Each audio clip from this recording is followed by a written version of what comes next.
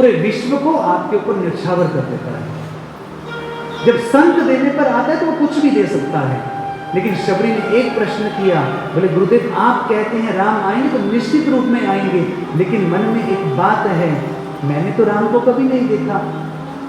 आप कहते हैं राम आएंगे, लेकिन जब राम आएंगे तो मैं कैसे पहचानूंगी कि यही राम है? मैं कैसे पहचानूंगी? गुरुदेव ने कहा बेटी तेरे इसी भाव पर तो मैं रिझ जाता हूं। बोले सुन बेटी, जिसके चरण को देखकर तुझे मेरे चरणों की याद आ जाए, समझ लेना वही राम है, समझ लेना वही राम है। 13 बरस की छोटी सी बालिका है शबरी। गुरुदेव ने देह का परित्याग कर दिया और कितना इंतजार शबरी करती है। 1 दिन, 2 दिन, 3 दिन, 4 दिन, 5 दिन नहीं, 1 बरस नहीं, 2 बरस नहीं, 10 बरस नहीं, 20 बरस नहीं, 50 बरस नहीं, 70 बरस तक सफेद हो चुकी हैं, लाठी के सहारे चलने लगी है। लोग कहते हैं बोले इतने बरस बीत गए, जो अब तक नहीं आया वो अब भी क्या आएगा? लेकिन शबरी के मन में दृढ़ विश्वास था, मेरे गुरुदेव ने कहा है राम आएंगे तो राम को आना पड़ेगा। बोले भले ही मेरे अंदर पात्रता ना हो, लेकिन मेरे गुरुदेव ने कहा था बेटी तू कहीं मत जाना, राम तेरी कुटिया में आएंगे। और शबरी क्या करती है? कोई साधना, कोई तपस्या नहीं कर रही, कोई आंख बंद करके शबरी नहीं बैठी है। शबरी राम का इंतजार करती है, वनों से पुष्प चुन के लाती है और राम के लिए रास्ते में पुष्प बिछाती है, फल चुनकर लाती है। शबरी बेर चुनकर नहीं लाती। 73 बरस में, 70 बरस के अंदर, क्या 70 बरस हर दिन बेर ही लेकर आती थी? उस समय जिस मौसम का जो फल होता था वो शबरी चुनकर लाती थी। वो तो जब राम आए उस समय मौसम ही बेर का था, चुनकर लाती है। और शबरी की कुटिया को एक रास्ता नहीं आता, कई रास्ते आते हैं। शबरी एक रास्ते को सजाते तो शबरी का मन कहता है तो जरूरी थोड़ी है कि राम इसी रास्ते से आएंगे, राम दूसरे रास्ते से भी आ सकते हैं। शबरी उस रास्ते में पुष्प बिछाती है, फिर तीसरे रास्ते पर पुष्प बिछाती है। और शबरी की कुटिया जंगल के प्रारंभ में या अंत में नहीं है, जंगल के बिल्कुल ठीक बीचों बीच है, बिल्कुल ठीक बीचों बीच। और शबरी की कुटिया तक आने के लिए राम को कई संतों की कुटिया को पार करके आना पड़ा। संतों को पता लगा राम आए हैं, सब आए हैं, निवेदन करते हैं प्रभु एक क्षण के लिए हमारी कुटिया में, हमारे आश्रम में आ जाओ। लेकिन राम किसी के आश्रम में नहीं जाते, किसी की कुटिया में नहीं जाते। राम बस एक ही बात पूछते हैं, बस इतना बता दीजिए मेरी माँ शबरी कहाँ पर है, कहाँ पर रहती है, कहाँ पर रहती है शबरी। शबरी की कथा तो इतनी विस्तार से है, चाहे 7 दिन शबरी पर ही बैठे, लेकिन समय के अनुरूप राम आए हैं। 70 वर्ष का इंतजार हुआ, 90 वर्ष की एक अम्मा बन गई है।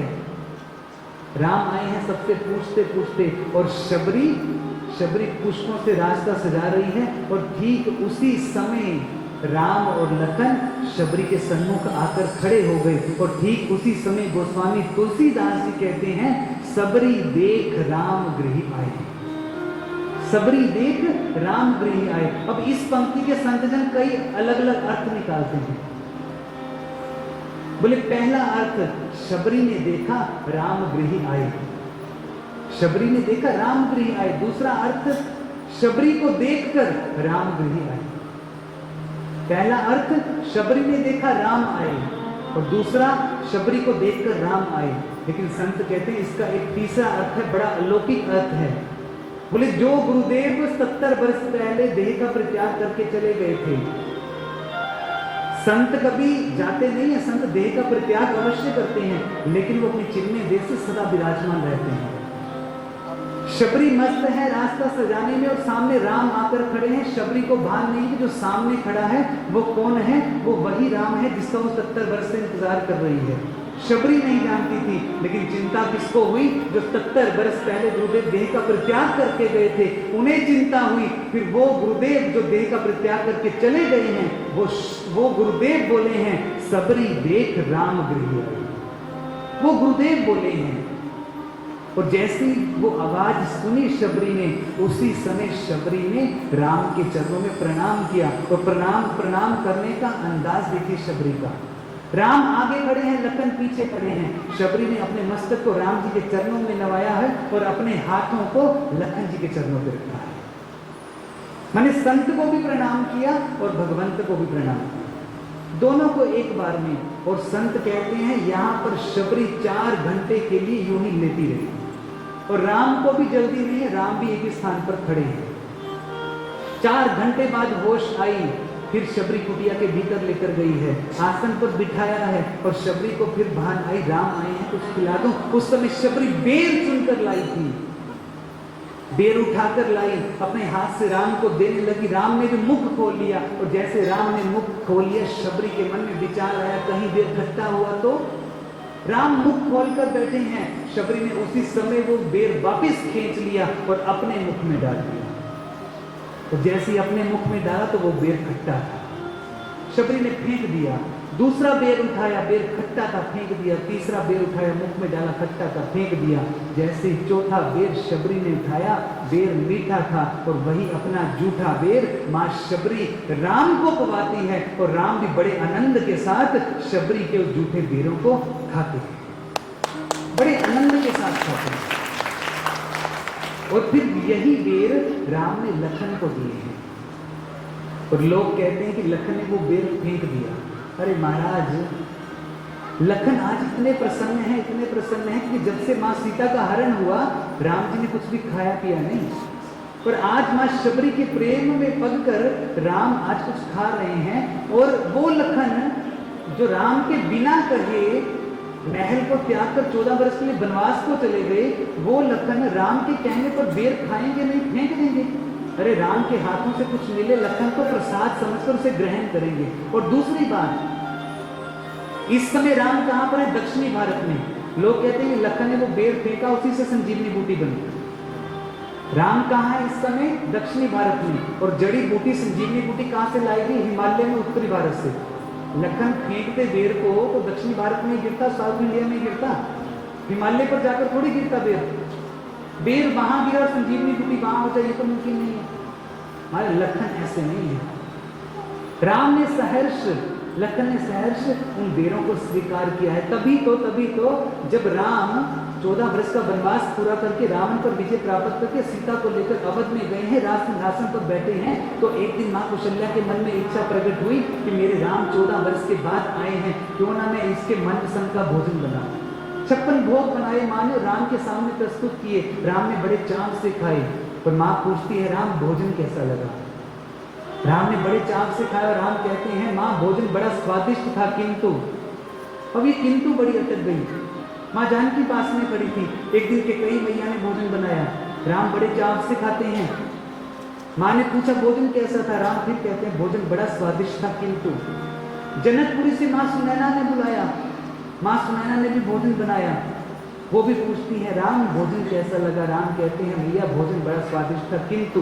माँ जानकी पास में खड़ी थी। अब माँ जानकी से रहा नहीं गया। माँ जानकी ने कहा, प्रभु माँ कौशल्या ने भोजन बनाया, कि कई मैया ने भोजन बनाया, यहाँ पर माँ सुनैना ने भोजन बनाया, आपने बड़े चाव से खाया। तो माँ पूछती है भोजन कैसा था? आप कहते हैं माँ भोजन बड़ा स्वादिष्ट था, किंतु। आप ये पीछे किंतु क्यों लगाते हैं? इतनी बात सुनी तो बोले, आज राम रोने लगे, आज राम रोने लगे। राम ने कहा, सुन सीते, माँ कौशल्या ने भोजन बनाया था, बड़ा स्वादिष्ट था, किंतु। माँ कैकेयी ने भोजन बनाया था, बड़ा स्वादिष्ट था, किंतु। माँ सुनैना ने भोजन बनाया था, बड़ा स्वादिष्ट भोजन था, किंतु। इन सब ने बड़ा स्वादिष्ट भोजन बनाया, किंतु सीते, इन सब भोजन में वो स्वाद नहीं था जो मेरी माँ शबरी के जूठे बेरों में मुझे आया। तो इसमें वो स्वाद नहीं था जो मेरी माँ शबरी के तेरी झोंपड़ी के भाग्य आज उड़ाएंगे, राम आएंगे। ओ तेरी झोंपड़ी के भाग्य आज उड़ जाएंगे, राम आएंगे। तेरी झोंपड़ी के भाग्य आज उड़ जाएंगे, राम आएंगे। जिसको तो ललक हो, वो चाहते हैं शबरी की भांति राम आपकी कुटिया में भी आए।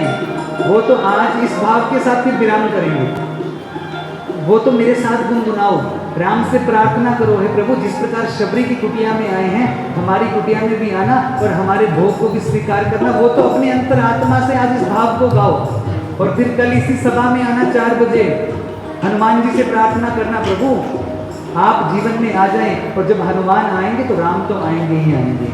तो मेरी झोंपड़ी के भाग्य आज खुल जाएंगे, राम आएंगे। मेरी झोंपड़ी के भाग्य आज खुल जाएंगे, राम आएंगे। ओ राम आएंगे, आएंगे, राम आएंगे। ओ राम आएंगे, आएंगे, राम आएंगे। ओ राम आएंगे, आएंगे, राम आएंगे। ओ राम आएंगे, आएंगे, राम आएंगे। ओ मेरी झोंपड़ी के भाग्य आज खुल जाएंगे, राम आएंगे। मेरी झोंपड़ी के भाग्य आज खुल जाएंगे, राम आएंगे। ओ मेरी झोंपड़ी के भाग्य आज खुल जाएंगे, राम आएंगे। मेरी झोंपड़ी के भाग्य आज खुल जाएंगे, राम आएंगे। ओ राम आएंगे तो अंगना सजाऊंगी। ओ राम आएंगे तो अंगना सजाऊंगी। ओ दीप जला के दिवाली मैं मनाऊंगी। दीप जला के दिवाली मैं मनाऊंगी। ओ मेरे जन्मों के पाप सारे मिट जाएंगे, राम आएंगे। मेरे जन्मों के पाप सारे मिट जाएंगे, राम आएंगे। मेरी झोंपड़ी के भाग्य आज खुल जाएंगे, राम आएंगे। मेरी झोंपड़ी के भाग्य आज खुल जाएंगे, राम आएंगे। हो मैं तो रुचि रुचि भोग लगाऊंगी। मैं तो रुचि रुचि भोग लगाऊंगी। हो माखन मिश्री मैं राम को पवाऊंगी। ओ माखन मिश्री मैं राम को पवाऊंगी। ओ प्यारी प्यारी राधे संग श्याम घन आएंगे, राम आएंगे। मेरी झोंपड़ी के भाग्य आज खुल जाएंगे, राम आएंगे। राम ने यहाँ बड़े चाव से माँ के जूठे बेरों को खाया और राम जी ने माँ शबरी को यहाँ पर नवदा भक्ति प्रदान की।